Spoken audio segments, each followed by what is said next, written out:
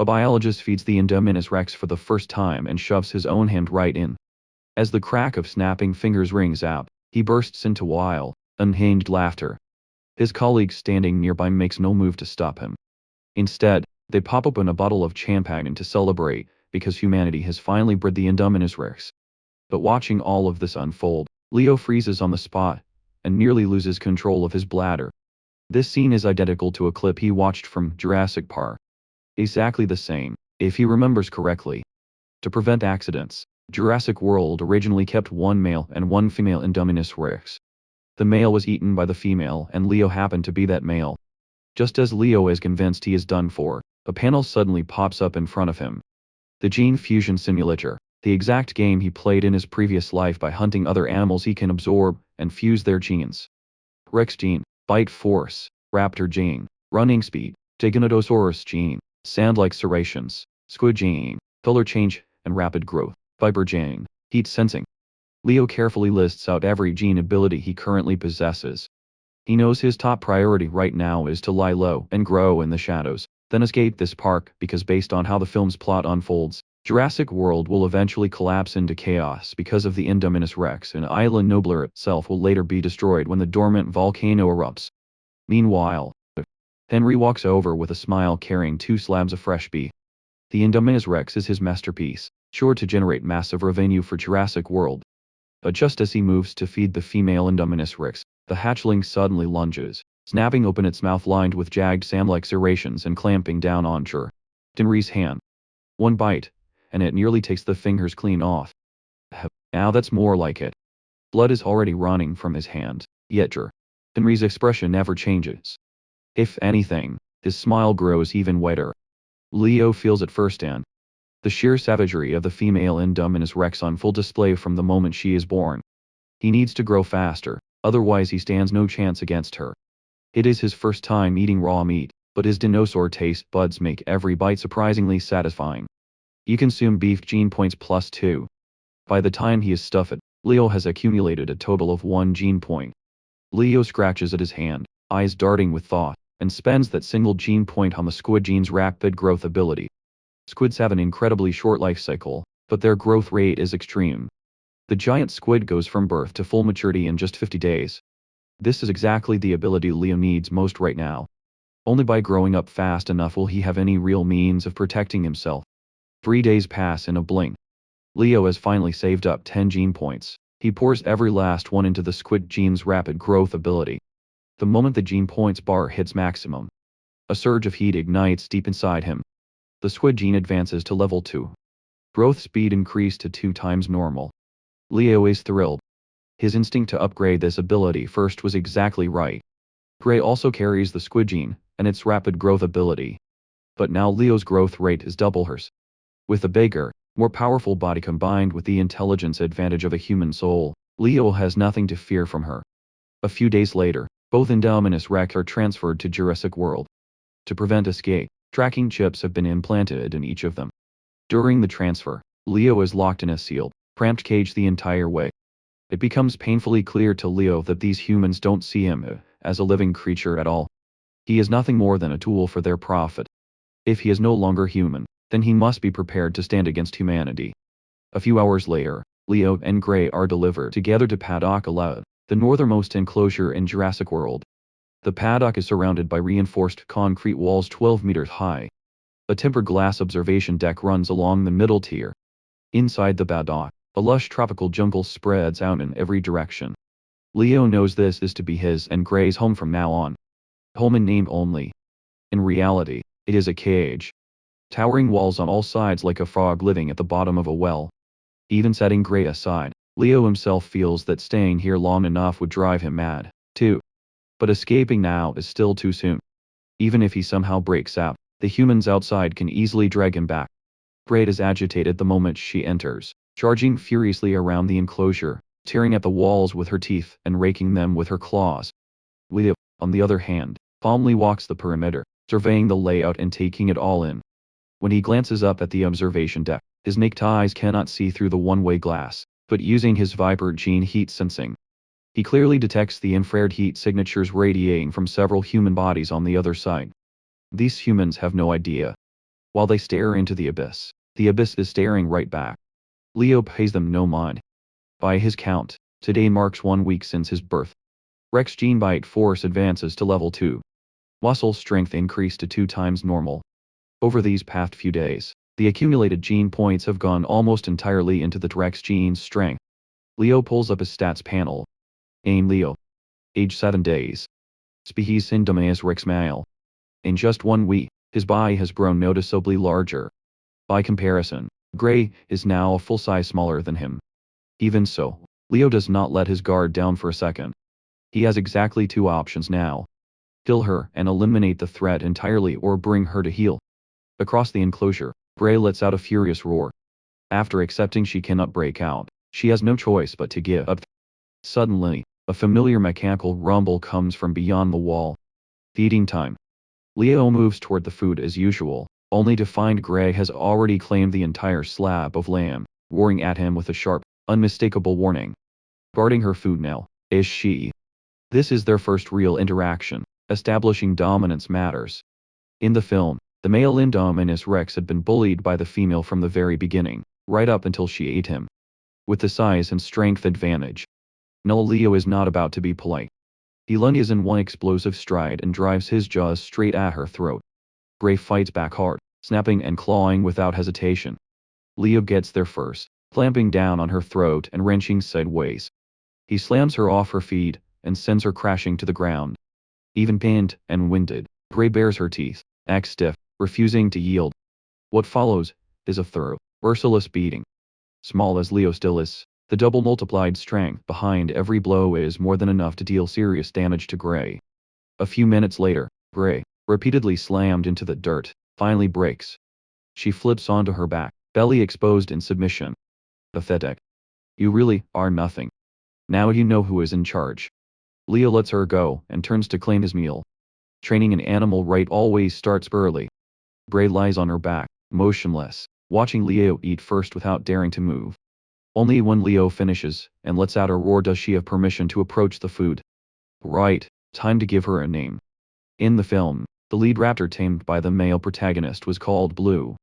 The female Indominus Rex has grayish-white scales, so gray it is. From that day on, a new routine is added to Leo's daily life, training Gray.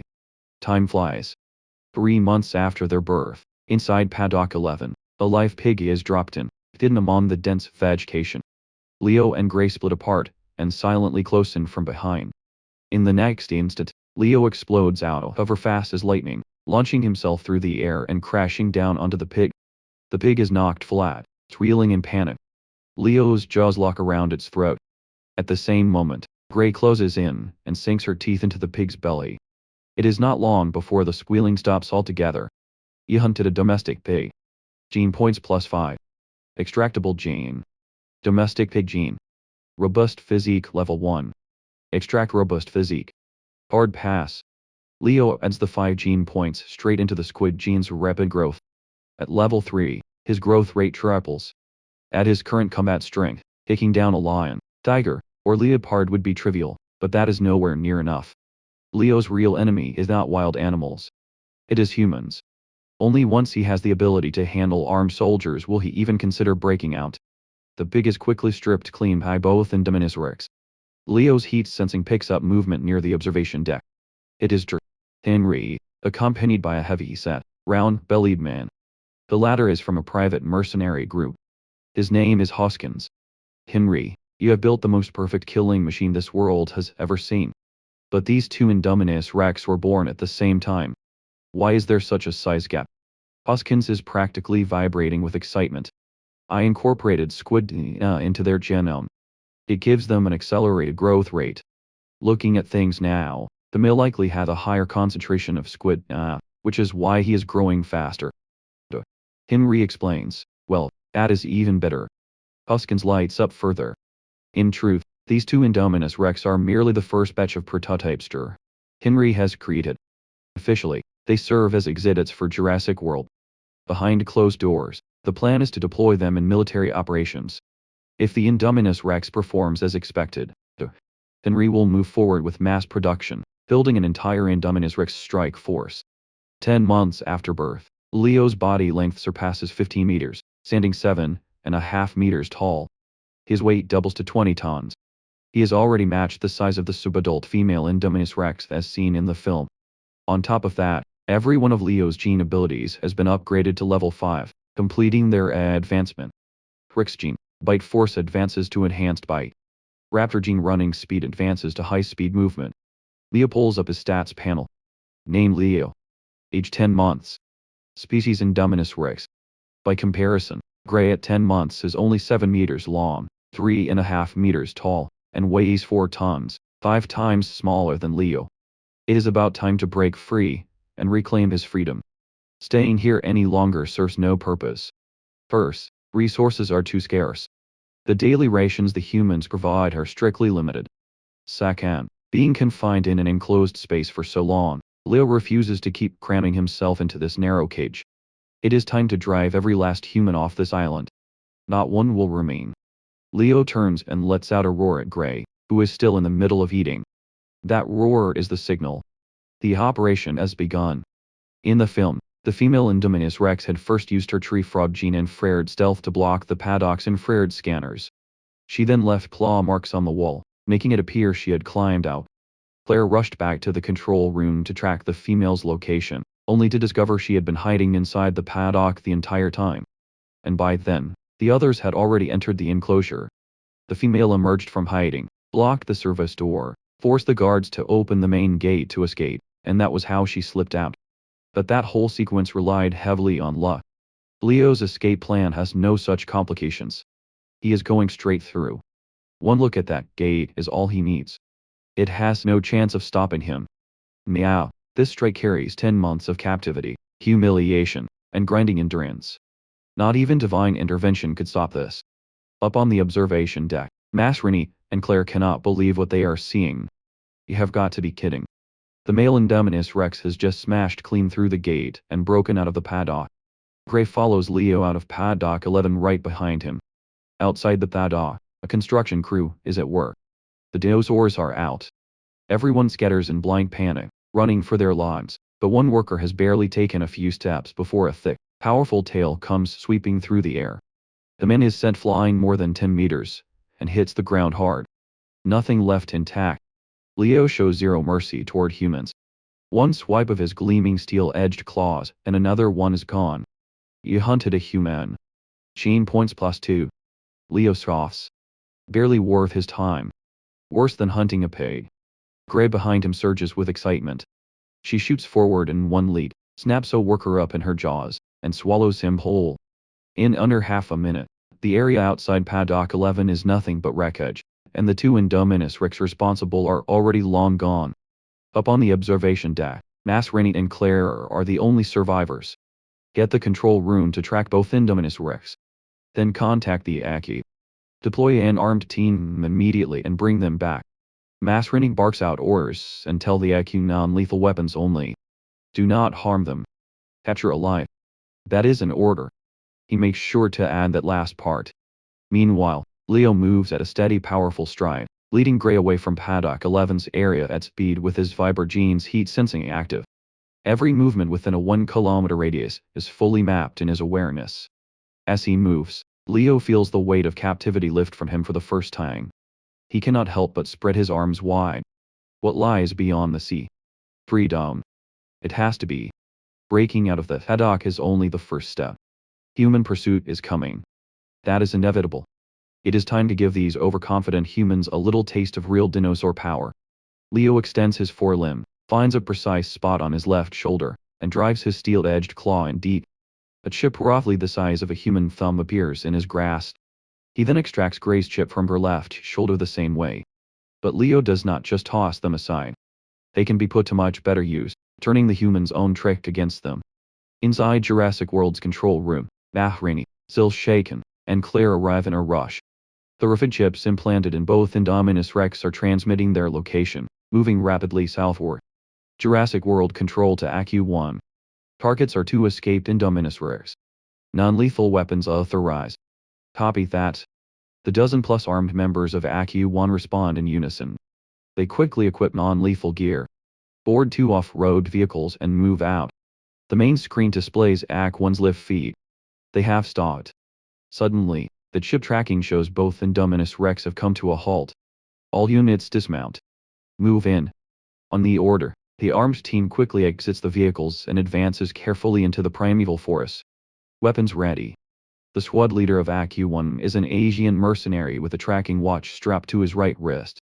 The team wades across a softly babbling stream. The squad leader checks his watch. The signal overlaps exactly with his own position, but there is no sign of either Indominus Rex anywhere around them. The heat detection scanner shows no anomalies. Strange. The squad leader is still puzzling over it when something makes him stop. He raises a fist. The team freezes behind him. Two pale gray shapes appear at the edge of his vision. He looks closer. Not rocks. They are chunks of raw flesh covered in grayish-white scales and still fresh. The squad leader crouches and picks one up. He turns it over. An orphan chip is embedded inside, still blinking with a faint steady light. What is that? Masrani asks, puzzled from inside the control room. Those are the chips implanted in the two Indominus Rex. They dug the chips out themselves. Player goes pale drip. A single drop of blood falls onto the squad leader's wrist from above. The squad leader looks up. The leaves overhead are soaked in blood and the forest moves with no wind. Then in the squad leader's field of view, a massive jagged reptilian head emerges from high in the canopy without warning. The rest of the towering powerful body follows. Surprise. The two Indominus Rex look down on the small humans below. Cold crimson slit pupils gleaming with a sharp icy light. But it can camouflage. The squad leader's mind goes completely blank. The words barely leave his mouth before Leo takes one step forward, opens wide, and clamps down on the man's upper body, swallowing him whole. He hunted a human. Gene points +3. Compared to before, killing armed soldiers does yield slightly more gene points. Leo had concealed himself using the Squid gene's phantom camouflage combined with the tree frog gene's multispectrum stealth. Clearly, the effect is excellent. Inside the control room, the squad leader's vital signs flatline instantly. Masrani, player, and everyone in the room are stunned, speechless. Open fire. Open fire. The rest of the armed team jolts from their shock and raises their electric dart guns, firing rapidly. But when the darts strike Leo's body, the electric charge only produces a mild tingling in his muscles, no different from a gentle scratch. Leo ignores the darts entirely and charges straight into the armed team. Several soldiers too slow to dodge are sent flying by the sheer force of his charge, launched into the air in wide arcs before crashing back to Earth. Every part of an Indominus Rex is a lethal weapon. In under 5 minutes, the entire squad of over 10 soldiers has met their end. The last surviving soldier watches his comrades fall one by one, and his nerve breaks completely. He drops his weapon and turns to run. But the moment he turns around, the smaller female Indominus Rex is right in front of him. That fang-lined jaw fills his entire vision, growing closer and closer, and then it snaps shut, and he sees nothing at all. With this wave of soldiers dealt with, Leo has now accumulated over 50 gene points in total. He holds onto them for now. He has other plans for these points. Inside the control room, one vital sign after another flatlines on the screen. The room falls into dead silence. They're all dead. What do we do now? A staff member asks in a trembling voice. And the two Indominus Rex, we have lost their location entirely. Claire turns to Masrani. Contact AQ2. Move out immediately. Full live ammunition. Search the entire par. Find those two Indominus Rex, and take them down. No restraint. Masrani has no choice but to give the order. These two Indominus Rex are completely out of control. And to prevent further catastrophe, they have to be put down. Sunlight filters through the thinning trees, spilling golden light across the edge of the forest. Pressing south, Leo and Gray finally clear the tree line. Ahead stretches an open expanse as far as the eye can see. The herbivore zone. Brachiosaurus and Apatosaurus roam in the distance. Triceratops and Parasaurolophus move in herds and Ankylosaurus lumber along in full body armor. For an Indominus Rex, this is the hunting ground. Leo has fused a solid number of genes already, but he is still far from complete. There are gaps. Defense is his biggest weakness right now. To close that gap, he needs more gene fusions and stronger abilities, and the first target has just been chosen. Leo zeroes in on 3 Ankylosaurus grazing near Pohai. He drives both hind legs into the ground. His massive frame launches forward, ripping through the air, bearing down on the nearest ankylosaurus. The slow-reacting ankylosaurus finally noticed the threat and scrambled to flee. The ground shakes as Leo closes the distance in a few massive strides, catching the last ankylosaurus in the groove. One brutal collision flips it clean upside down. The unprotected belly, the ankylosaurus's one weak spot, is exposed. Leo drives his jaws in without hesitation. The ankylosaurus claims to lie, but it will not last. Leo does not stop there. He turns and goes after the other two. Seeing Leo still coming, the remaining two ankylosaurus stop running altogether. They swing their massive tail clubs with full force, driving them hard at Leo's legs. An ankylosaurus tail club is no joke. A clean hit could shatter bone and tear muscle. Leo calls on the raptor gene's agility, reading the swing before it lands and stepping back just in time. The moment their attack misses, he uses the same move, flipping another ankylosaurus onto its back. One slash of his steel-edged claws opens the belly like tearing claw. The last ankylosaurus cannot escape either. It joins its companions lay out side by side, growing still. He hunted an ankylosaurus gene points plus 150. Extractable gene. Ankylosaurus gene. Bone plate armor level 1. Extract. Leo does not hesitate. Confirm. In the next instant, waves of searing heat burst from deep within his bones. Leo's scales visibly transform. The grayish-white armor across his body thickens and hardens, taking on a bone-like density. A layer of keratin forms across the surface, and rows of sharp dagger-like spines push through. Ankylosaurus gene fusion complete. Leo pours every save gene point into it without a second thought. He pushes bone plate armor all the way to level 4 before his points run dry. Leo examines his own scales. The hardness has taken another massive leap far beyond bone now with a faint metallic sheen catching the light. Then, Leo waves over Gray who has been eagerly trotting behind him, and they both dig in. After a quick meal, Leo moves on with Gray and Tao, already hunting for the next target before the next human assault arrives. He has to hunt fast, collect more gene points, and keep strengthening himself. Meanwhile, inside the Dinosaur Gene Research Center, Masrani has stormed in looking for Jur. Tinri. Tell me, what exactly are these two Indominus Rex you created? He gets straight to the point the moment he lays eyes on Henry. I'm afraid that's confidential. The genetic composition of the Indominus Rex is proprietary to Ingen. Henry sits back in his chair, and takes a leisurely sip of tea. They killed people, Masrani says flatly. How unfortunate. Henry raises an eyebrow. And nothing more. Your work has caused a catastrophe. The board will be seizing your research, and you will face legal consequences. Masrani's tone leaves no room for argument. Henry smiles. He knows this type all too well. If Masrani wants to play that game, Henry is done here. Time to cut his losses and run. In the northern herbivore zone of Jurassic World, the herbivores are in total chaos, stampeding and screaming in terror. And all of it is because two harbingers of death have entered their zone. The Indominus Rex roar sounds again like a death knell. Even the Brachiosaurus, famous for their sheer size, are terrified at the sound. They lumber away in a panicked stampede. The last adult Brachiosaurus has no choice but to stop and turn. It turns to face the two terrifying Indominus Rex head-on. The Brachiosaurus is 25 meters long, 15 meters tall, 5 stories high, and weighs over 50 tons, dwarfing both Indominus Rex, but it is still a herbivore. Leo faces the far larger Brachiosaurus without a trace of fear. He pushes off with his hind legs, shattering the ground and explodes into a sprint, charging straight at the Brachiosaurus head-on. Gray does not hang back. She sweeps in fast from the flank, supporting Leo's attack. Leo's jaws snap open, and clamp shut on the Brachiosaurus's long, thick neck. The enhanced bite of the T-Rex gene detonates in full force. Every steel serrated tooth punches through skin and flesh with ease. With 5 times the normal bite force, the cervical spine snaps clean. The massive body topples like a falling mountain, crashing down to earth.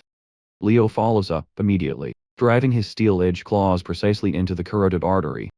The Brachiosaurus bleeds out and dies. You hunted a Brachiosaurus gene points plus 300. Extractable gene. Brachiosaurus gene. Giant growth extract. Leo's eyes light up. This is exactly what he wants. Bigger is stronger and stronger is better. The day he reaches King Kong or Godzilla scale, now that will be something. As the Brachiosaurus gene takes hold, Leo feels his body become a volcano on the verge of eruption. his blood turning to scorching magma. The pain is overwhelming. Leo clamps his jaw shut, fighting to suppress the involuntary roar rising from his throat. Gray, watching beside him, cannot hide her concern. She lets out a low call, checking on him. Inside his body, countless cells are dividing and multiplying. Every muscle and bone stretches and grows. In just moments, Leo's frame swells like a sponge absorbing water. The change is visible to the naked eye. Every part of his body scales up in proportion. He settles at 20 meters long, 10 meters tall. His weight more than doubling, surging to 50 tons. When the burning inside finally fades, Leo throws his head back and lets out a roar of pure, unbridled release.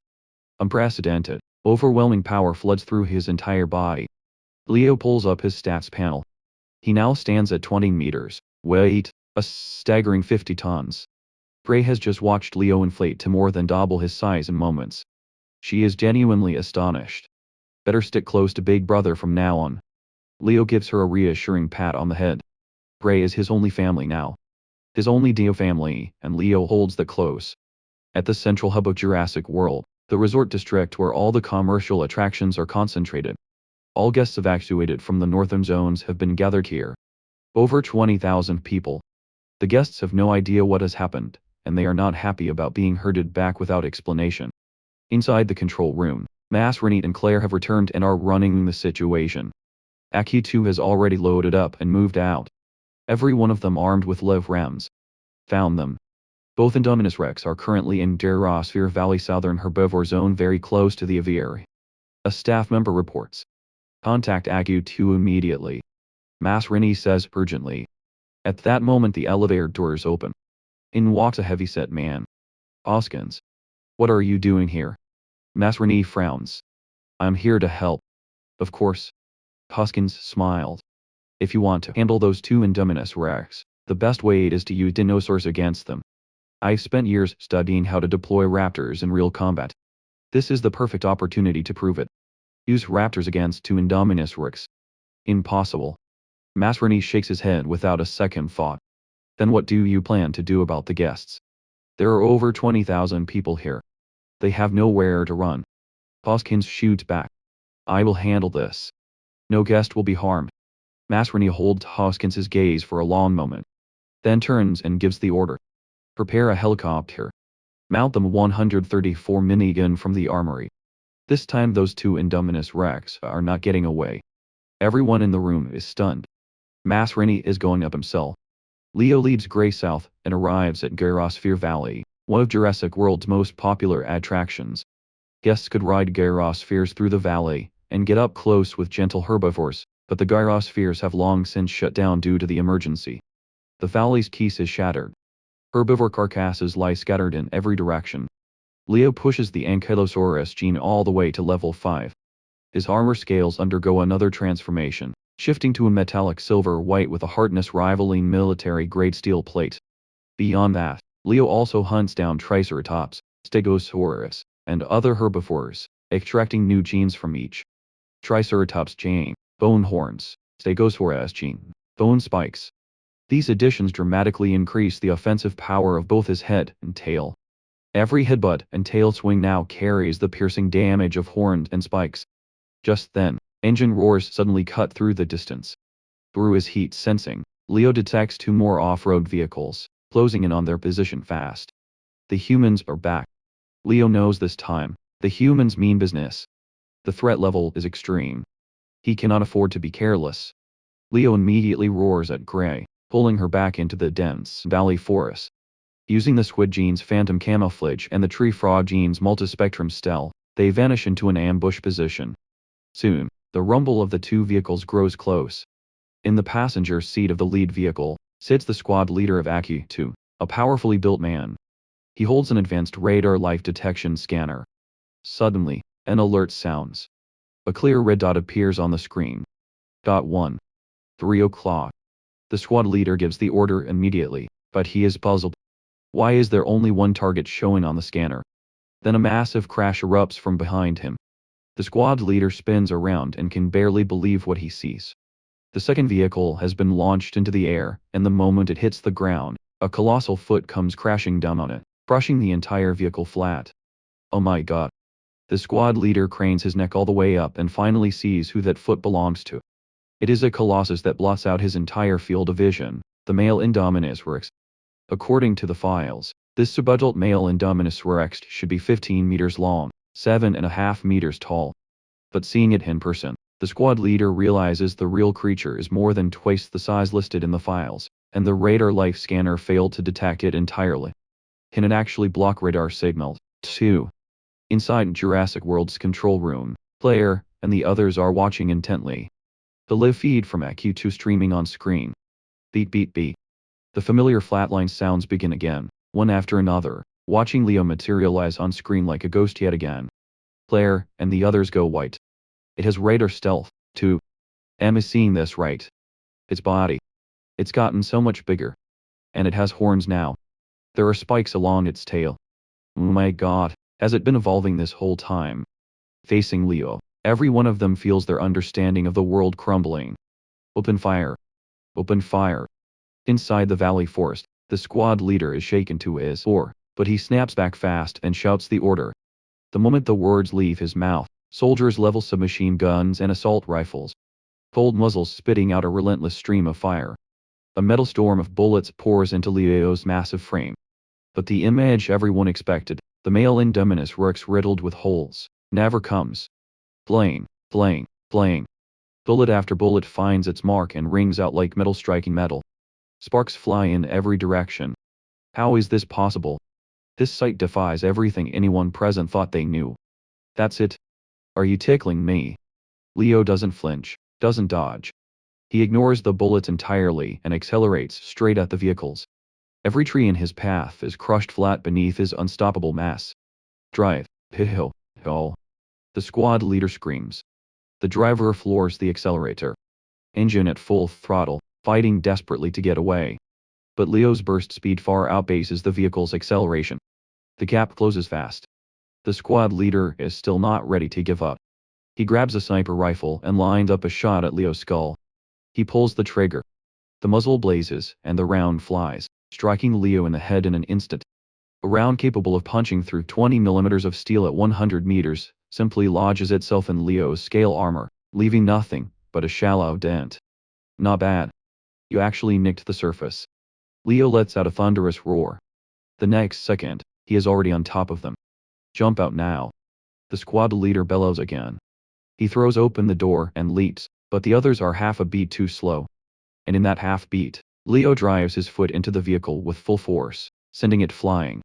It flips through the air, lands roof first with a sickening crunch, and is crushed beyond recognition. Meanwhile, the squad leader rolls across the ground several times after jumping. Every bone in his body rattling loose, he forces himself upright on sheer willpower. But the moment he gets to his feet, a reptilian head several times the size of his entire body is right in front of his face. That massive jaw cracks open slowly, curving into a cruel arc. This is no Mona Lisa's smile. This is the grin of a devil. The squad leader screams. Then the scream cuts off. Only a few drops of blood remain on the ground. Leo walks to the overturned vehicle, checks inside, finds the survivor, and finishes the job. AQ2 is wiped out. Inside the control room, every AQ2 vital sign goes dark.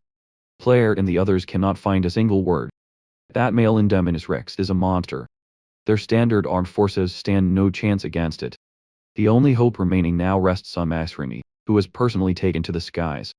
Kill notifications keep rolling across Leo's panel.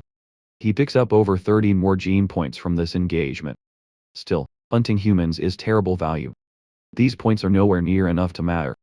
Only when the fighting is over does Leo call for Grey to come out of hiding. She is not built like Leo. A burst of gunfire would genuinely threaten her life.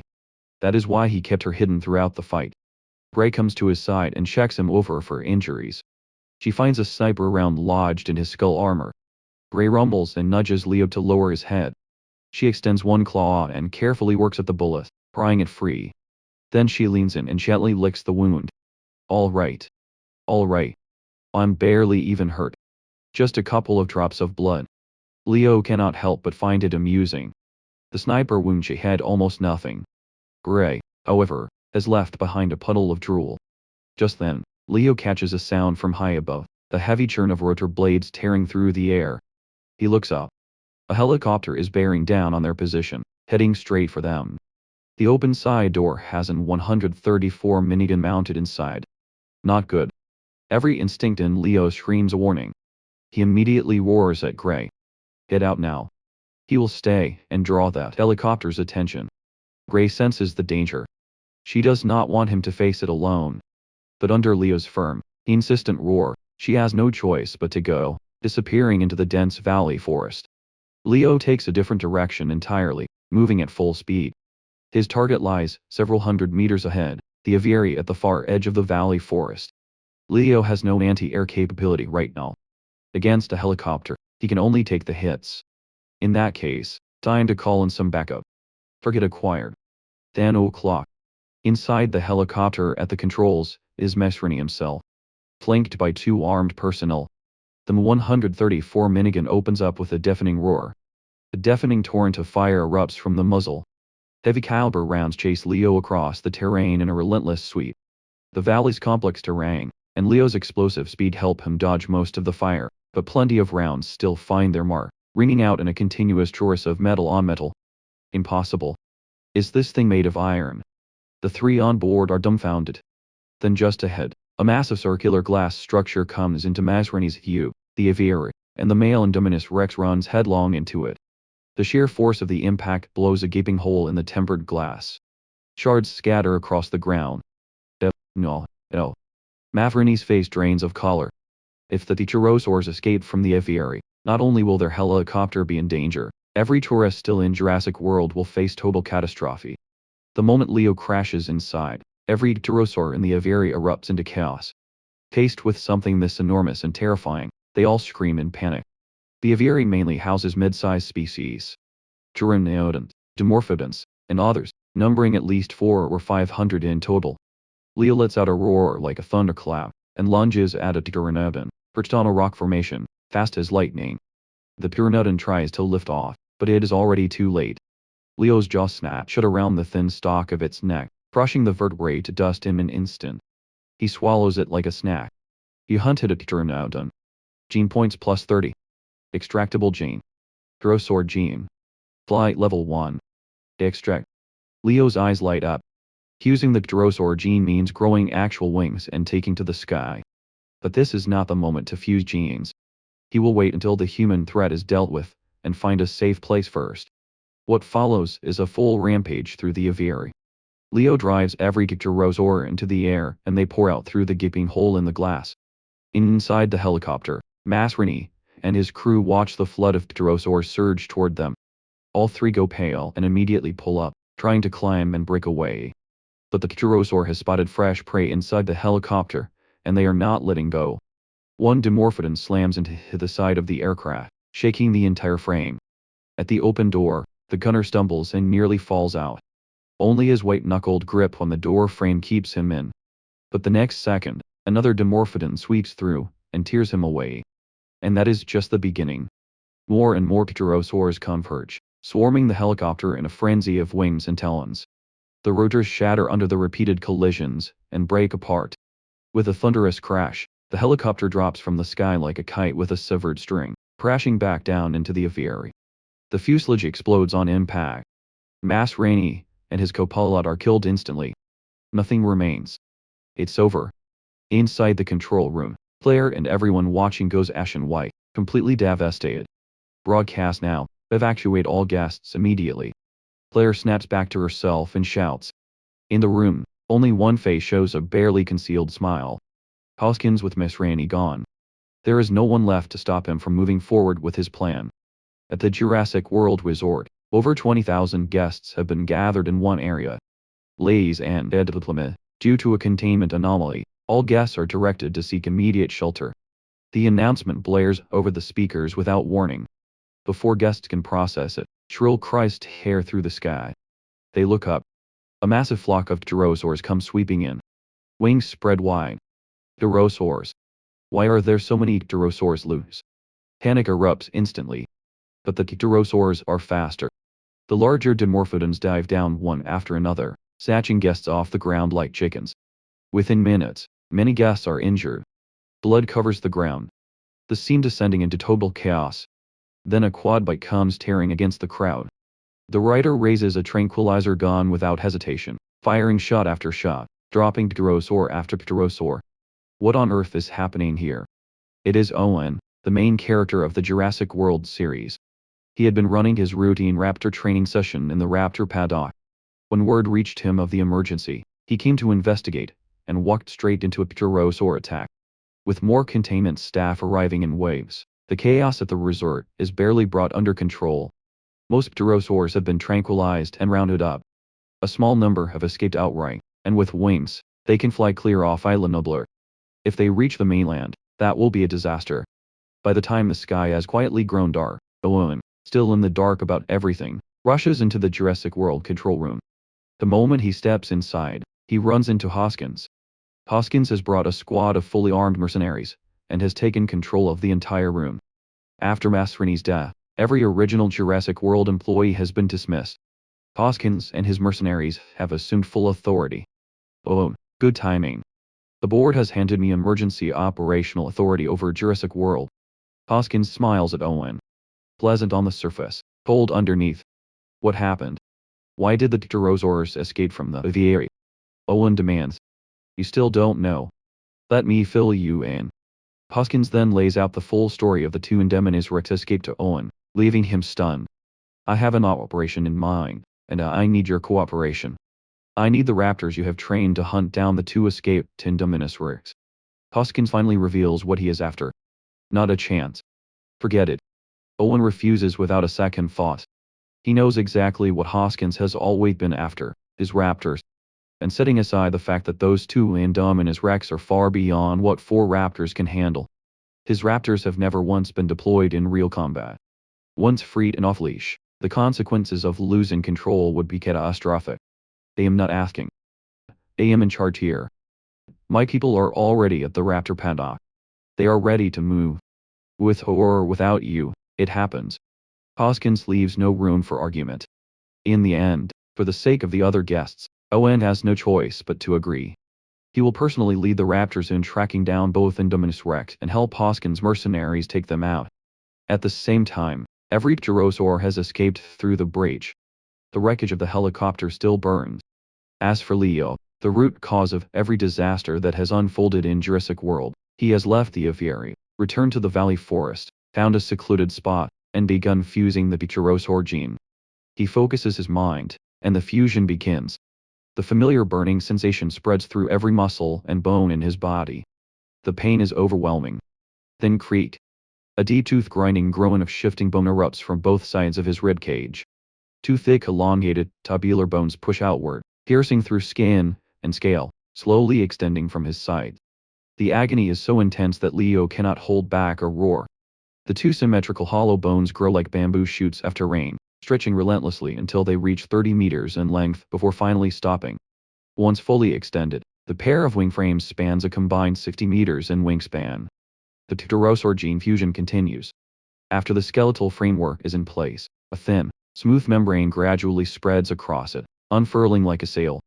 At last, the fusion nears its end, and the pain slowly fades. Leo makes his way to a nearby stream, and studies his reflection on the water's surface. One word: magnificent. The wings look completely natural, as if he had always had them, just as he had hoped. Fusing the pterosaur gene has grown him a true pair of wings and granted him the ability to fly. But how capable this flight will actually be, that will have to be tested firsthand.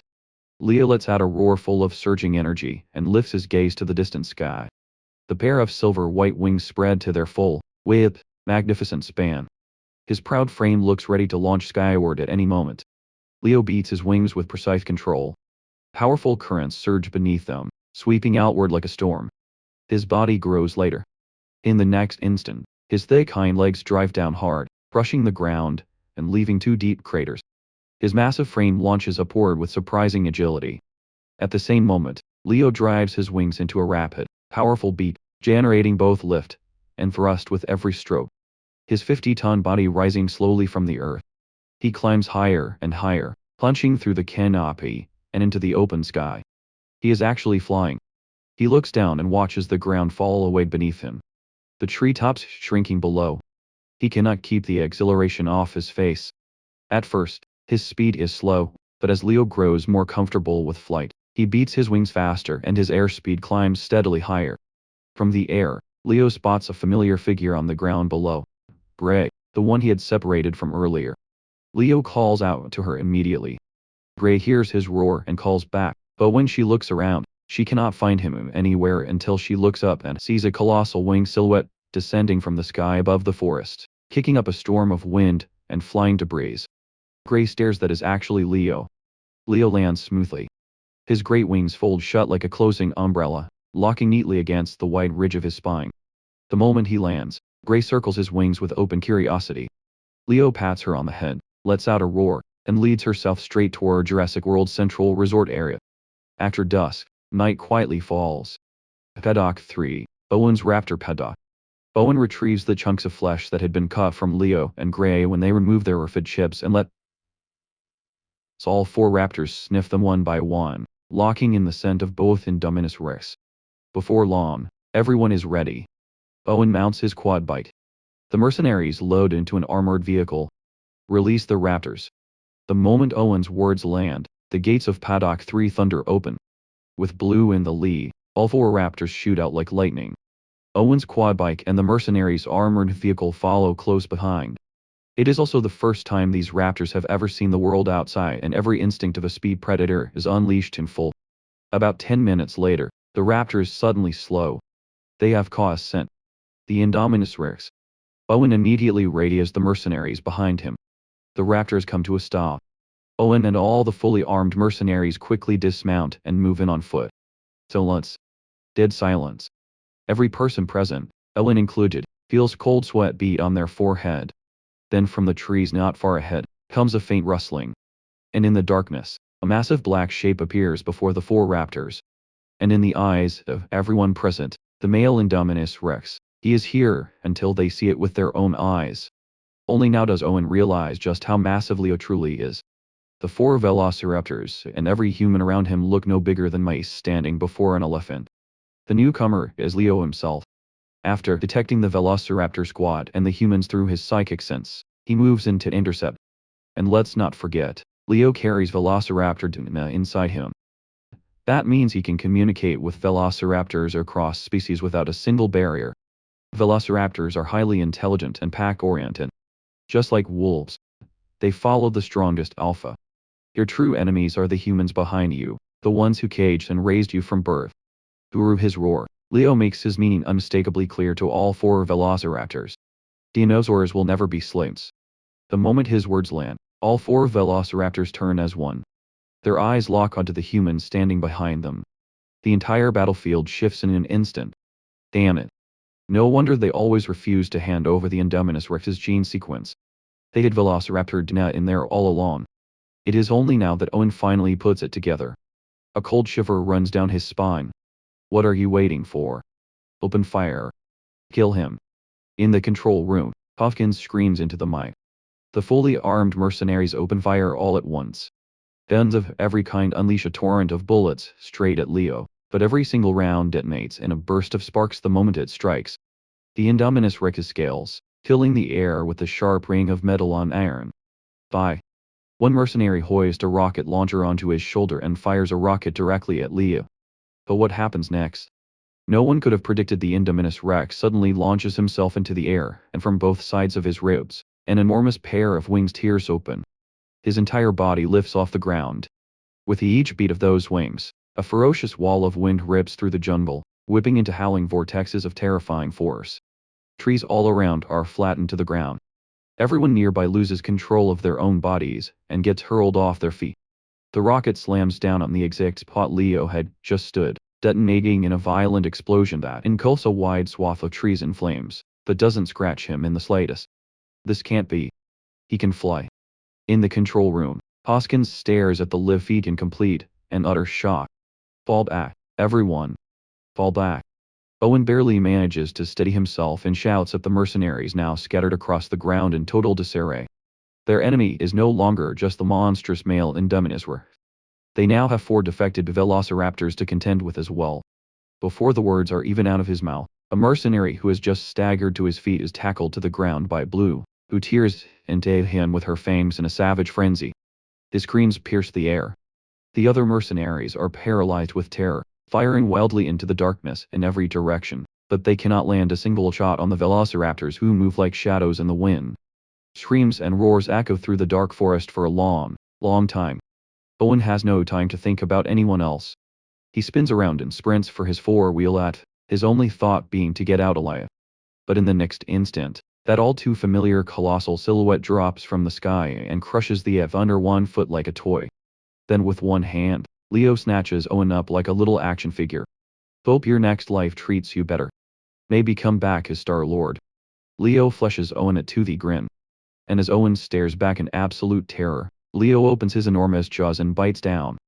Nothing personal, but Owen is the male lead of the Jurassic World franchise. And that's exactly why Leo has to take him out first. With Owen gone, there is no chance the 4 velociraptors will ever turn against Leo again. Leo takes to the air once more, diving down on the remaining mercenaries one after another, and crushing them like insects underfoot. The entire mercenary unit is wiped out. The 4 velociraptors, full and satisfied, gather around Leo, clearly ready to follow him from now on. Leo lets out a roar in their direction, giving his approval. There is no future in going it alone. As the saying goes, unite every force that can be united. At this moment, Gray steps out from the shadows behind them. She also carries Velociraptor Na and exchanges a few words with the pack. Gray's size and strength far surpass the Velociraptors, so Blue has no choice but to give up the number 2 spot. There is something oddly familiar about this whole scene. It has the vibe of a ragtag bandit crew sorting out ranks. Watching Gray and the Velociraptors establish their pecking order, Leo cannot help but find it a little funny. But they are no ragtag bandits. They are a true band of Avengers, and they're targets for revenge. The humans who have kept them imprisoned and captive all their lives. Dinosaurs will never be slaves. We will rise and reign. Leo lets out another thunderous roar. Then he leads Gray and the Velociraptors away from this place at speed. Once through the forest, they arrive at the central core of Jurassic World. Humans have hunted them long enough. Now it is their turn to strike back. Meanwhile, in the control room, Hoskins looks absolutely terrible. The veins at his temples pulse and throb with rage. What should have been a sure victory has ended in total humiliating failure. I'll admit it. The Indominus Rex really is the perfect military bioweapon. Too bad that ship has sailed. Better to run, while he still can. Hoskins pulls out his phone and frantically dials Henry. Henry, the plan has gone off the rails. The mission is blown. Grab everything, all your research, and move out now. We need to get off this godforsaken island. Hoskins barks into the phone. Understood. Henry has no choice but to agree. Hoskins and the remaining mercenary board a helicopter and rush to evacuate Henry, but just as the helicopter lifts off, a deafening roar explodes through the night sky like a thunderclap from nowhere. Everyone on board, Hoskins, Henry, and the mercenaries goes pale with dread. It is the male Indominus Rex again. This is the Grim Reaper himself come to collect. Impossible. Absolutely impossible. How can it fly? And how did it get so enormous? Henry recognizes Leo instantly. The male Indominus Rex he created with his own hands. No one knows the Indominus Rex's genetic makeup better than Henry. Its genome incorporated over 10 different animal species, but none of that should have produced a pair of Brachiosaurus-like wings, a Triceratops-like horn crown on its head, Stegosaurus-like tail spikes, or a body that is ballooned to Brachiosaurus proportions. What is going on? Has the male Indominus Rex undergone a genetic mutation? Or can it actually evolve continuously? Henry cannot bring himself to believe what kind of monster he has accidentally created. It's flying straight at us. Open fire. Open fire now. Hoskins shouts in sheer panic. At the helicopter's open door, a mercenary mans a heavy machine gun and opens fire with a snarl, but Leo doesn't dodge a single shot. He takes the hailstorm of bullets head on and drives straight toward the helicopter. The helicopter has barely gotten off the ground and has no time to accelerate before Leo was already right on top of it. This helicopter with a fuselage stretching over 10 meters in length looks fragile and tiny before Leo's rapidly closing silhouette. No.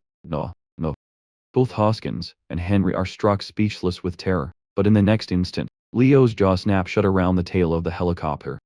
The solid alloy frame crumbles and snaps under the force of his bite and steel shark teeth as the aircraft instantly loses balance and plunges toward the ground. Fortunately, The helicopter had not climbed very high. It crashes to the ground and scatters into wreckage, but the people inside survive with their lives barely intact. Just as Henry exhales in relief and scrambles to escape the wreckage, Leo's terrifying silhouette, like death itself, lands on the ground beside him. The gale, thrown up by those massive wings, nearly blows every tiny, helpless human off their feet. The Indominus Rex reaches out with his sickle claws and tears the helicopter's outer hull apart with ease. Everyone inside the cabin is now fully exposed in Leo's line of sight. A few mercenaries assigned to protect Hoskins still try to raise their guns and resist, only to be swept away by the Indominus Rex's club-like tail in one broad stroke, reduced to nothing but pulp. Save me! Save me! Hoskins lets out a hysterical shriek, his round belly heaving as he crawls out of the wreckage and desperately tries to escape Leo's grasp. The Indominus Rex brings one massive dreaded palm crashing down, completely covering the area where Hoskins stands. When that palm lifts again, all that remains in the crater below is a flat imprint. Left at the end is Henry, collapsed on the ground, too terrified to move a muscle, staring up at the Indominus Rex just inches away, his face the color of ash. His lips tremble, but he cannot form a single word. He can tell that the Indominus Rex deliberately saved him for last, and that means the creature recognizes him. Leo extends two sickle-clawed fingers, and lifts the helpless Henry off the ground with ease. He holds him up until they are eye to eye, then stops. Right then, Henry sees the corner of Leo's mouth pull back into that now familiar savage toothy grin, radiating cruelty and malice from the very depths of his being. Leo knows exactly who stands before him. The very first person he saw when he crossed into this world was Henry. As an Indominus Rex, he is a genetically engineered creature without parents.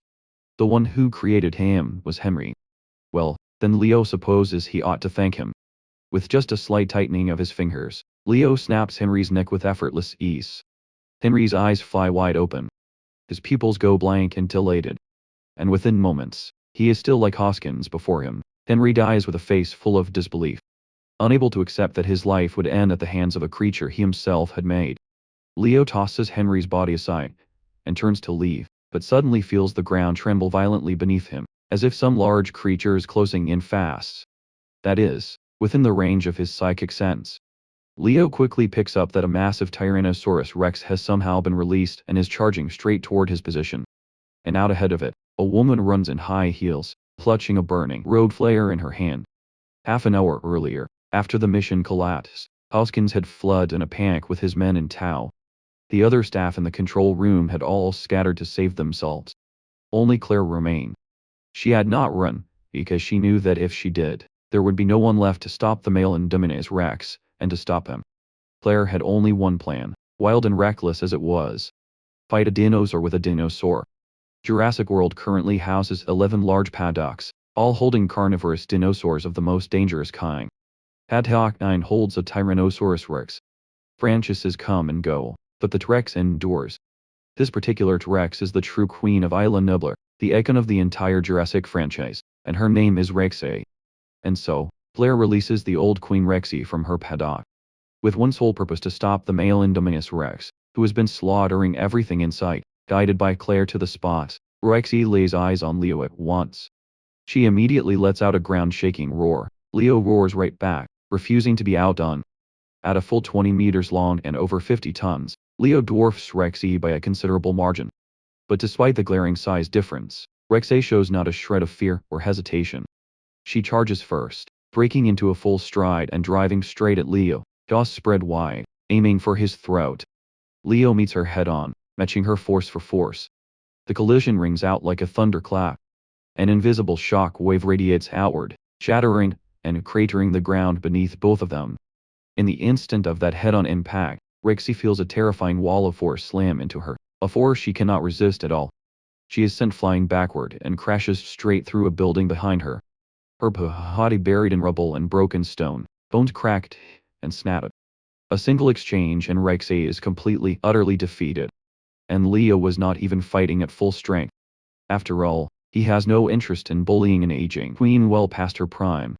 Rather than finish her off, Leo intends to take Rexy under his command as well. Over so fast, Claire had hoped Rexy would at least hold the male Indominus Rex in place for a while. But the fight ends before it even truly begins. And then Claire looks up and finds the male Indominus Rex staring directly at her.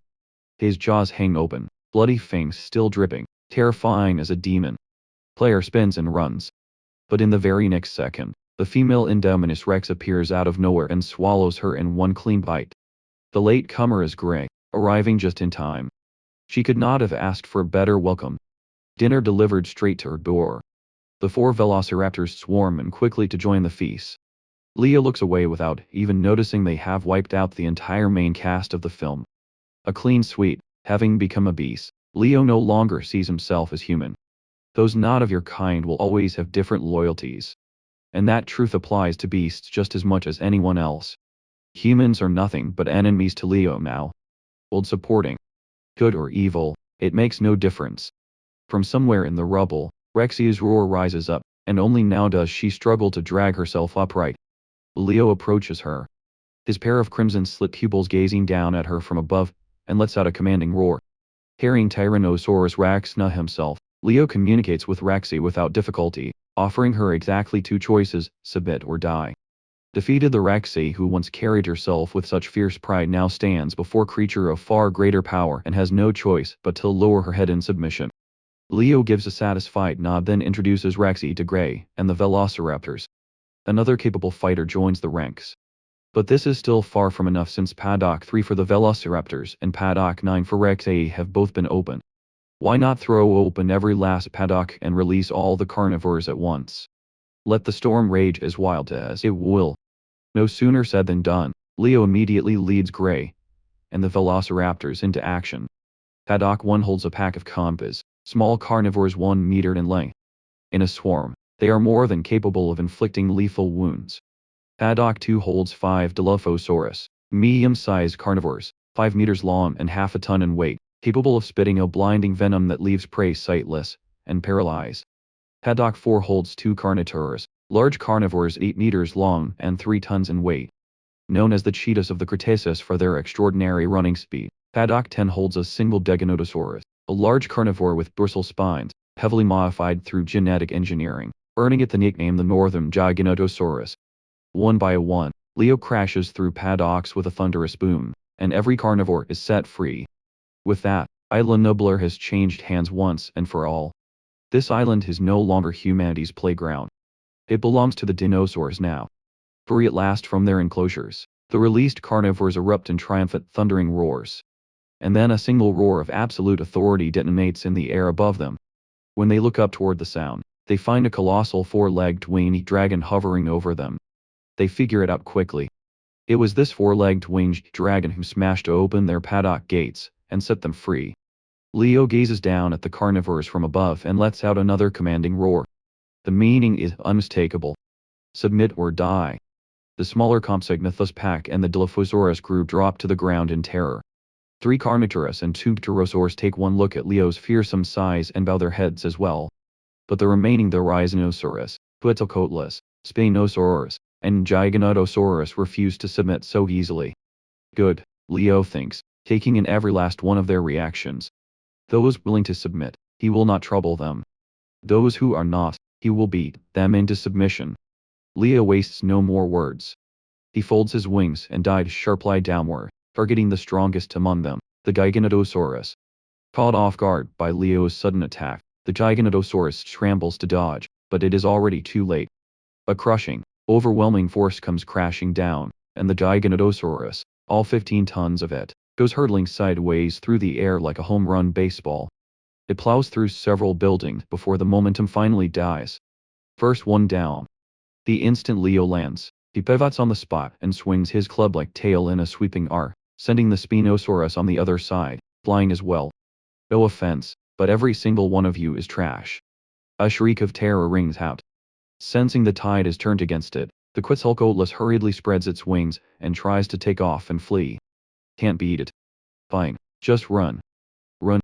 Just as the Quetzalcoatlus pushes off its hind legs to launch itself into the air, Leo was already on it like lightning and using his 10-meter height advantage reaches out and seizes the Quetzalcoatlus already 4 or 5 meters off the ground in one clean grab, then slams it back down onto the earth. The last remaining Rhizinosaurus is so terrified it collapses on the spot, too paralyzed to move. Leo lets out one final dominating roar, and they scramble to come before him, bowing down in loyal submission, pinned to the ground, and thoroughly beaten. The Quetzalcoatlus has no choice but to prostrate itself as well. The Giganotosaurus and Spinosaurus finally dug out from the rubble are entirely docile now. The dinosaur world runs on one law. The strong devour the weak, and the strongest rules. And so Leo has brought every last carnivore in Jurassic World under his command. His forces have expanded enormously. But these are only the land dinosaurs. He has not forgotten that in the Westlake Zone at the center of Jurassic World, there is a Mosasaurus, an unmatched force unto itself.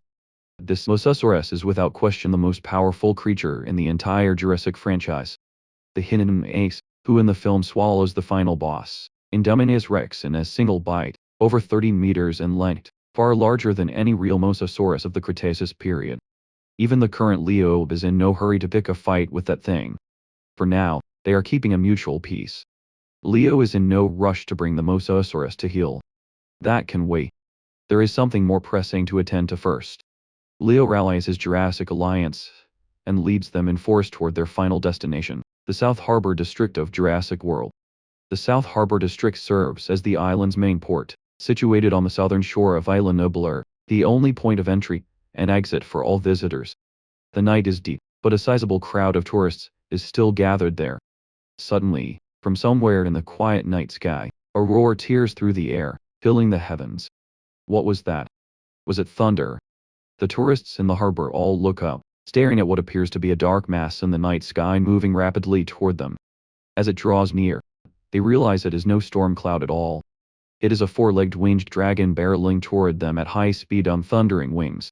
Even from a great distance, everyone can feel a crushing, overwhelming aura radiating from the creature. Monster. Every human tourist who witnesses this is seized by uncontrollable panic. This four-legged winged dragon looks nothing like any Jurassic World dinosaur. It is a monster, plain and simple. The harbor erupts into total chaos. Then from behind the harbor, a pack of savage carnivores emerges, cutting off every possible escape route for the tourists.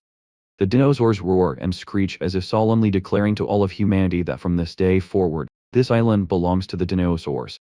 Driven by sheer terror and the will to survive, the remaining tourists have no choice but to leap from the docks into the ocean and swim for their lives. And with that, Island Nublar is entirely empty of humans. From this day on, it is a true forbidden zone for mankind. Leo gazes up at the night ocean stretching before him. Beyond the sea lies the enemy. All of this is only a beginning. Dawn breaks. The sun rises in the east. A new day begins. One that should have been ordinary and peaceful.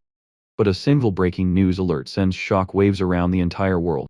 At Jurassic World, the theme park on Island Nublar operated by the Masrani Global Corporation, a massive dinosaur riot has broken out, resulting in massive casualties among park staff and visitors alike. That same day, a top-secret dossier arrives at the headquarters of Monarch located in Bermuda's Castle Bravo. Sariza has already finished reading through the dossier, every page of it. That male Indominus Rex, it is not simply a dinosaur. It is a true monster. Sariza murmured to himself. This top-secret dossier contains the truth behind the Jurassic World dinosaur riot. According to the accounts of the few survivors, a terrifying four-legged winged dragon appeared at the harbor toward the end, bringing with it a horde of carnivores that went on a killing rampage. In all likelihood, that four-legged winged dragon that appeared at the end was the male Indominus Rex. Unbelievable. After Kaiser and the other three rampage beasts, now there is yet another artificial monster.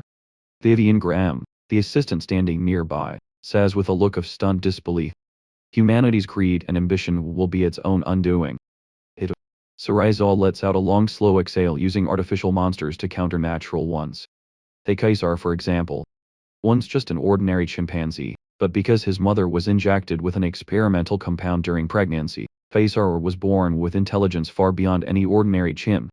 2 years ago, Kaiser led the apes in open revolt, seizing control of Muir Woods National Monument outside San Francisco. Monarch subsequently established Outpost 11 at Muir Woods and designated Kaiser as the first artificial monster on record. Then there are the three rampage beasts, the albino gorilla George, the flying wolf Ralph, and the giant crocodile Lizzie. Each of them was exposed to a bioengineered serum produced by a gene tech company, triggering their mutations. A year ago, they tore through Chicago. And once they were done with the city, all three rampage beasts vanished. No one has seen them since. Both cases prove the same thing. Humanity simply cannot control these artificial monsters, and will always pay the price in the end. But as always, the only lesson humanity has ever learned from history is that humanity never learns anything at all. This male Indominus Rex is yet another blood-soaked lesson. The tragedy has already happened. There is nothing left to say now. Monarch has no choice but to step in and clean up the mess. Sojour. Sorizo immediately pins a formal request by hand to be submitted to Monarch's senior leadership, asking them to establish an outpost near Isla Nobler as well to monitor and study the male Indominus Rex. To that end, today, Sorizo has also given the male Indominus Rex a name, Beerus. 3 days passed since the Jurassic World dinosaur riot in the blink of an eye. Incidents like this have become all too common in recent years. Nearly every year brings at least one large-scale mutant animal attack or monster incident. People have grown numb to it. The buzz around this particular event fades with time, but Monarch continues to keep a close watch on Island Nobler. They have already gathered the funds and personnel and are preparing to move on the island. Since driving every last human off the island, Leo has begun reorganizing the dinosaurs within Jurassic World. The first priority is food. Without humans to provide it, the dinosaurs must now hunt for themselves. The answer: conserve and expand. To conserve means to hunt with restraint. So Leo drives all the herbivores, Triceratops, Ankylosaurus, Parasaurolophus, and the rest northward to the upper regions of Isla Nobler. The carnivores are only permitted to hunt at designated times. To expand means to seek food beyond Isla Nobler. Leo personally leans toward expansion.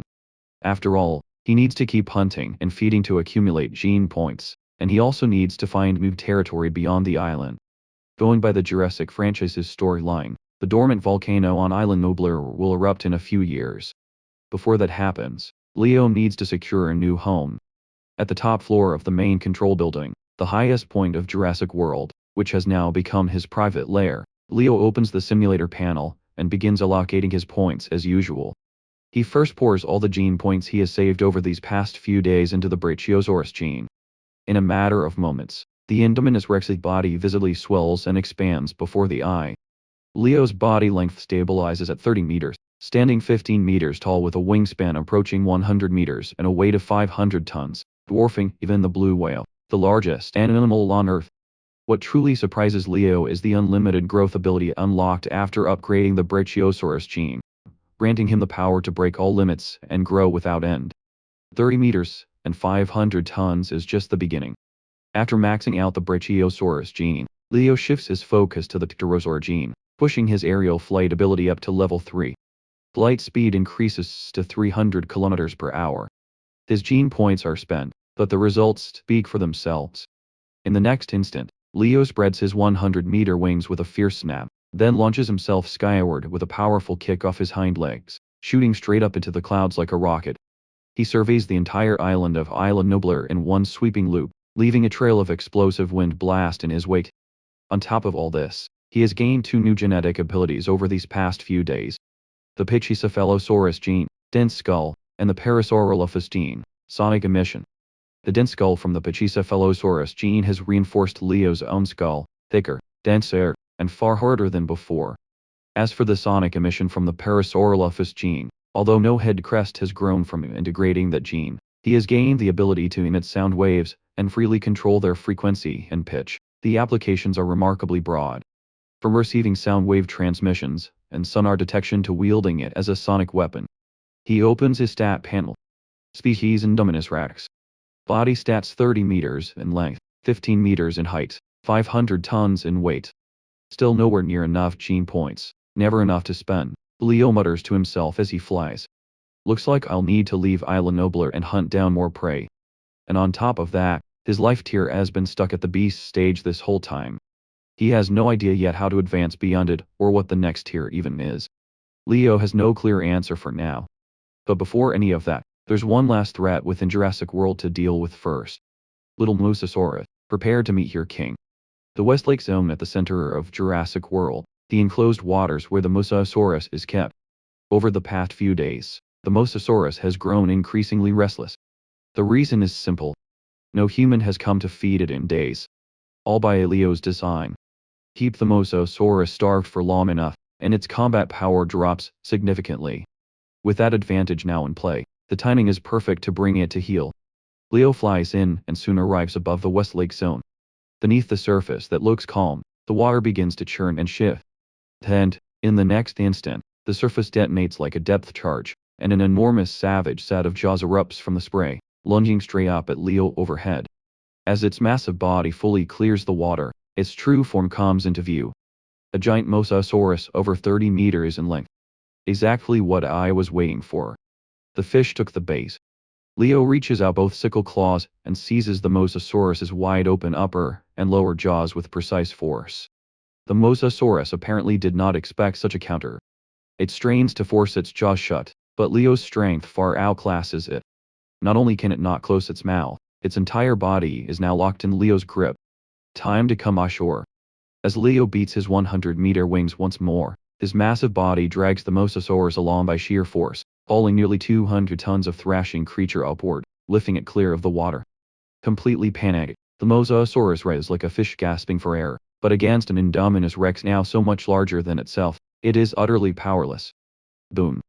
At last, Leo lifts the enormous Mosasaurus dozens of meters into the air, then hurls it down onto dry land with a mighty throw. In a water battle, even with his size advantage, Leo was out of his element in the deep, so a Mosasaurus would still pose a real threat. But in an aerial or land battle, the Mosasaurus is entirely at his mercy. Even on land, the Mosasaurus uses its sheer size to thrash and struggle violently. Not far off, Brachiosaurus and Gray and the other dinosaurs all flinch at the sight. Overawed by the Mosasaurus's immense size, and the destruction it unleashes, and even more overawed by Leo, who handles it so easily. Before long, the exhausted Mosasaurus gradually goes still, utterly spent, completely at Leo's mercy. Only then does Leo land on the ground, and roars with authority over the barely breathing Mosasaurus. With barely a flicker of life left, the Mosasaurus has nothing left to fight with. It has no choice but to yield to his towering commanding presence. Once the Mosasaurus submits, Leo sends it back into the waters of the Westlake zone. Its life is spared, and as a parting gift, Leo tosses it a Brachiosaurus carcass left over from his own meal, and the famished Mosasaurus tears into without a moment's hesitation. As long as you eat, and I will give you your freedom. The open ocean out there is far larger than this little lake. Through his roar, Leo makes his meaning clear to the Mosasaurus. Like every other dinosaur here, the Mosasaurus has been confined to this narrow lake since birth. Now that Jurassic World's power grid has been destroyed, the electric fences have gone dead, the walls have been broken open, the West Lake is now connected to the open ocean beyond. The Mosasaurus understands. It responds with a low, resonant rumble, filled with what can only be described as heartfelt gratitude. The Jurassic Alliance is now fully assembled. Leo beats his wings and rises into the sky, letting out a roar that summons every member of the Jurassic Alliance to gather below. In the skies above, Quetzalcoatlus and a company of Gyrosaurs circle and soar. On the water surface, the Mosasaurus rises. On land, the female Indominus Rex, Brachiosaurus, Giganotosaurus, Spinosaurus, and the rest of the carnivores come charging in at full speed. The scale of it, the presence of it, the real-life return of a Dragon King. Over these past few days, a hierarchy has taken shape within the Jurassic Alliance. Leo is the supreme commander of all the dinosaurs, is unanimously crowned the Jurassic Dragon King, holding the highest rank of all. Second only to him is Gray, his sister. Then come the 5 dragon generals, Brachiosaurus, Giganotosaurus, Brachiosaurus, Quetzalcoatlus, and Spinosaurus. Below them, the 8 dragon knights. The Jurassic Alliance is officially established. Its rallying cry: "Make dragons great again." Ding. Congratulations. You have cleared Jurassic World. Reward 2000 gene points. A simulator notification chimes in Leo's ear. Jurassic World cleared. Leo pauses for a moment. Then, a wave of information floods into his mind, giving him a far clearer picture of the world he inhabits. The world he is in is not simply the world of the Jurassic World films. It is a fusion of multiple monster movie universes. Rise of the Planet of the Apes, Rampage, The Great Wall, The Meg, Bomb, Skull Island, and Godzilla. The Jurassic dinosaurs are just the tip of the iceberg. This world is far more complex than Leo ever imagined. Jurassic World may have been nothing more than a tutorial level. Bon, Bad's Hill, Deodora. Titan monsters are real creatures that stand hundreds of meters tall, weighing tens of thousands, even hundreds of thousands of tons. Interesting. Leo accepts this reality without hesitation, and feels a surge of anticipation for everything that lies ahead. The more daunting the future, the better. Back to the present. The newly earned 2,000 gene points go straight into upgrading the remaining Pterosaur gene, Brachiosaurus gene, and Parasaurolophus gene all the way to their next tier. Pterosaur gene, easy flight, advances to sonic flight. Wing strength increases fivefold. Flight speed reaches Mach 1, 1,224 km per hour. Brachiosaurus and dense skull, advances to iron skull and steel bones. The entire skeletal structure is reinforced to a strength rivaling solid steel. Parasaurolophus gene sonic emission advances to sonic pulse. High-energy sound waves emitted from the mouth are compressed and propelled at extreme speed, generating an intensely powerful shock wave. All three gene upgrades complete in rapid succession, delivering another leap in power for Leo. With the internal threats resolved and order firmly established, Leo now turns his attention outward. Time to expand. Might as well take a look at Isla Sorna first. After a moment's thought, his first target is Isla Sorna, the sister island to Isla Nobler. He briefs Gray, then heads out, flying straight westward toward Isla Sorna. Beyond Isla Nobler stretches the vast, boundless ocean. Isla Sorna lies 140 kilometers to the west. But for Leo, that distance is just a few minutes away. High in the sky, Leo accelerates steadily, faster and faster. The air resistance building with every passing second. The compressed air piling up ahead of him is forcefully split and pushed aside. Shock waves form at both ends, and an explosive thunderous boom detonates across the sky. A sonic boom. Without question, Leo has just broken the sound barrier, achieving true sonic flight. At the same time on Isla Sorna, a Monarch advanced scout team has arrived aboard several Black Hawk helicopters. Another island in the middle of nowhere. Eve had enough of islands. The one speaking is the team's leader, Conrad. He was once an operative of the British Air Force Special Forces. And in 1973, he traveled to a mysterious island in the South Pacific, Skull Island. He barely escaped that living hell alive and went on to join Monarch. But Conrad has carried a deep visceral dread of places like this ever since. This time, however, Monarch's leadership has ordered him, and his partner, Weaver, to lead the advanced scout team to Isla Sorna to survey and select a site for Outpost 13. Relax. This is just a simple survey mission. There is barely any wildlife left on Isla Sorna. Nothing like Skull Island. Weaver, the deputy team leader, offers reassurance. Conrad gives a resigned nod. He is already here. Complaining changes nothing. After a thorough survey, the team confirms their preferred site in the eastern waters of Isla Sorna. Good enough. Let's head back. Finally done. Conrad wipes the sweat from his forehead and says, for reasons he cannot explain, he has a nagging, uneasy feeling. The team finishes confirming the site. They board the Black Hawk helicopters one by one, ready to return and report to Monarch. Bang! Without warning, a massive boulder comes hurtling through the air, striking one of the just lifted Black Hawks dead on, shearing off its rotor. The helicopter instantly loses power and plummets from the sky, crashing to the ground with a thunderous impact. What just happened? Weaver cries out in shock at the sight. King Kong. Conrad stiffens as if struck by lightning, eyes wide in disbelief. King Kong. Weaver is confused. Kong is on Skull Island. How could he possibly be on Isla Sorna? But in the next second, an enormous albino gorilla comes barreling out of the jungle, every muscle rippling with power. 12 meters tall and 9 tons. The albino gorilla rears up on 2 legs, pounding its chest with massive fists, and lets out a deafening roar. That's not Kong. That's George, the albino gorilla. One of the 3 rampage beasts who tore through Chicago a year ago. Weaver recognizes him instantly, stunned, speechless. March has spent over a year hunting these 3 rampage beasts, and it never occurred to anyone that they had been hiding all along on the abandoned Isla Sorna. All units, Black Hawk 3 is down. Black Hawk 2 moved to assist. Conrad barely keeps his composure and relays the order through his comms. Just then, a far larger and more terrifying beast crashes out from the jungle. A massive wolf. Its entire body bristled with deep black quills sharp as needles. Its 4 limbs lean and swift as a cheetah. Claws like razors glinting with an unsettling edge. jagged spines running along its back and tail like a porcupine. 26 meters long, 14 meters at the shoulder, weighing 13.8 tons. Fall back.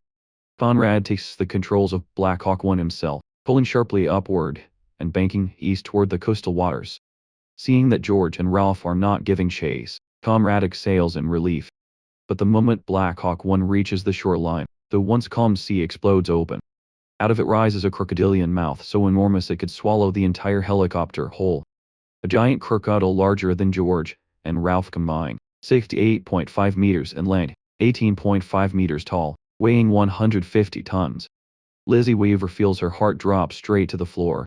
George and Ralph had only briefly inhaled the vaporized, bioengineered serum. Their mutations were limited, but Lizzie had swallowed an entire bottle of the stuff whole. Her mutation is on another level entirely. Lizzie's gaping, monstrous jaws clamp shut around the tail of Black Hawk 1 and rip it clean out of the air. We're going down. Brace for impact. Conrad roars. This feels painfully familiar. With a massive crash, Black Hawk 1 slams into the shore. The water cushions the impact. Conrad and Weaver tear off their seat belts and fight their way out of the wreckage, but barely above the surface, they find Lizzie's mountain-like body looming over them. That enormous serrated maw just inches from their faces. Against a beast like this, they are no more than 2 ants. Just when Conrad and Weaver are certain they are about to die, a series of bone-raveling sonic booms erupts from high in the distant sky, rolling like deep thunder. Even from far away, the moment they hear that roar, Conrad and Weaver feel their eardrums shudder as though they have gone deaf. Lizzie too lets out a pain rumble and turns away from those 2 tiny figures swinging her massive body toward the source of the sound. What is that? Once they manage to recover from the shock, Conrad and Weaver look up and see the silhouette of a 4-legged winged dragon closing in at staggering speed, its 100-meter wingspan, whipping up a howling hurricane over the shores of Isla Sorna with every beat. It's the male Indominus Rex from Isla Nobler Miras. Both of them cry out at the same time, recognizing him at once. Compared to the footage they reviewed before departure, Miras appears to have grown even larger, and its flight speed, it produced a sonic boom, clearly at Mach 1 level. In the howling gill, Lizzie, Ralph, and George all erupt in furious roars. As far as they are concerned, Isla Sorna is their territory, and this dragon is an invader. These 3 look oddly familiar. The newcomer is none other than Leo arriving on Isla Sorna to survey the situation. An albino gorilla, a flying wolf, a giant crocodile. These are the 3 rampage beasts from the film Rampage, and they are right here on Isla Sorna. What perfect timing. I am seriously short on gene points right now. Ordinary animals give me next to nothing. Only hunting stronger beasts and monsters can earn me real gene points. These 3 rampage beasts look absolutely packed with value. They must be worth a fortune in gene points. Leo fixes his sights first on the smallest of the 3, George.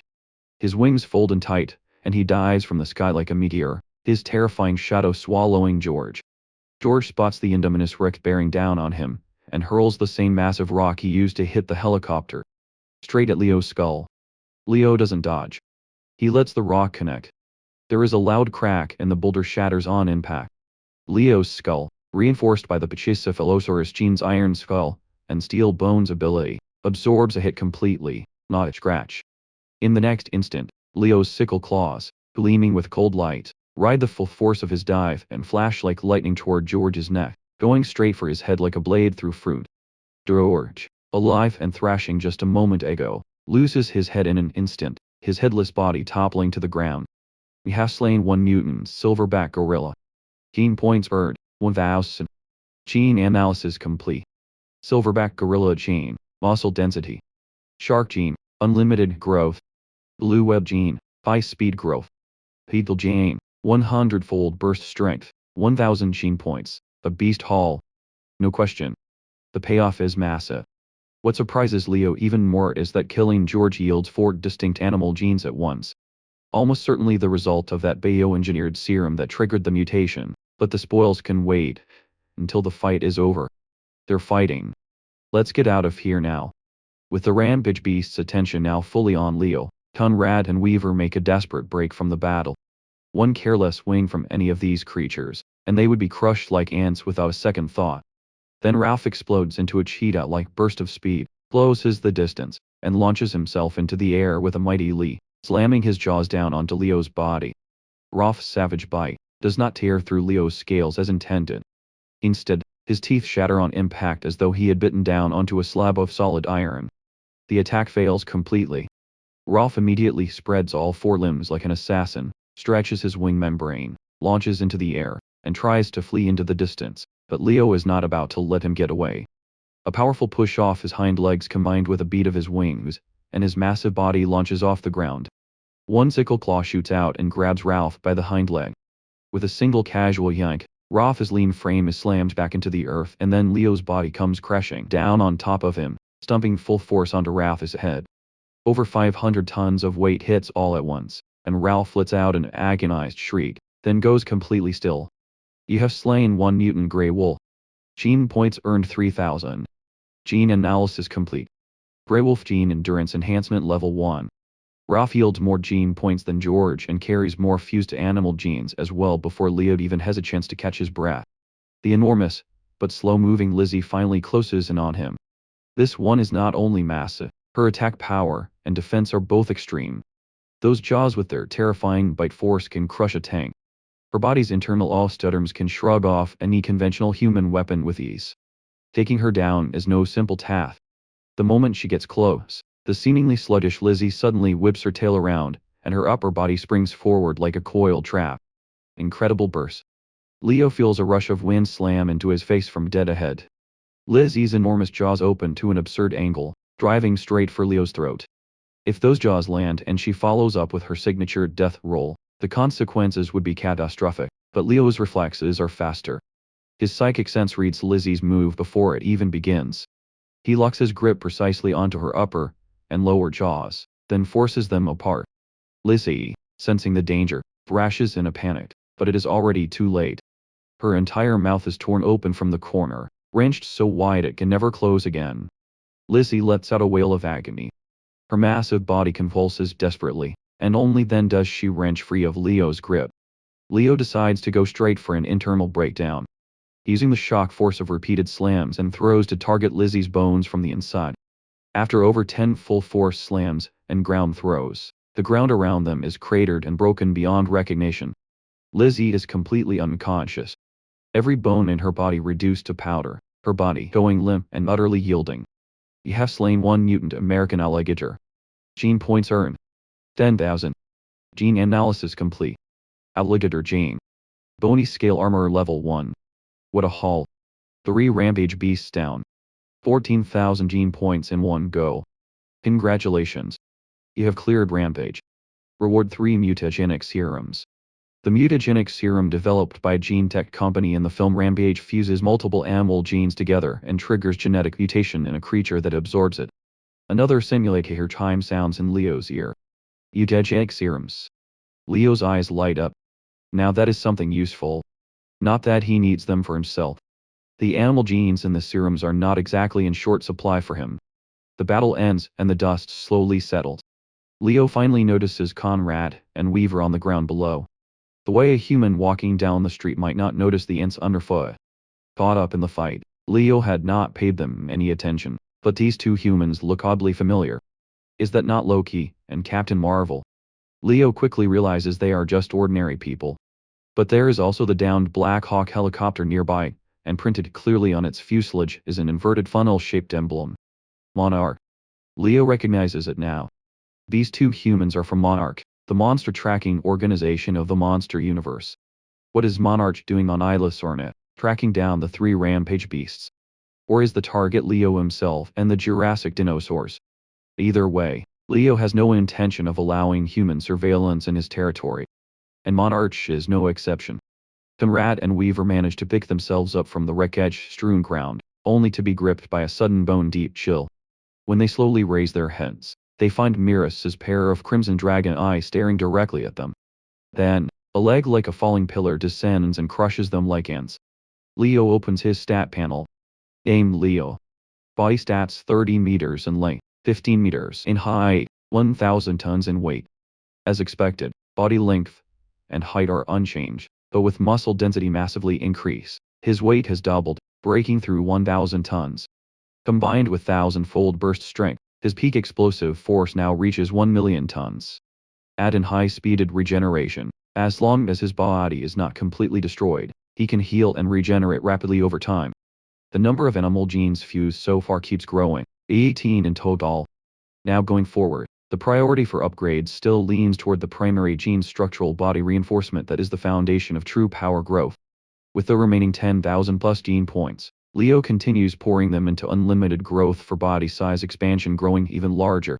Every part of the Indominus Rex's body surges through another explosive wave of growth.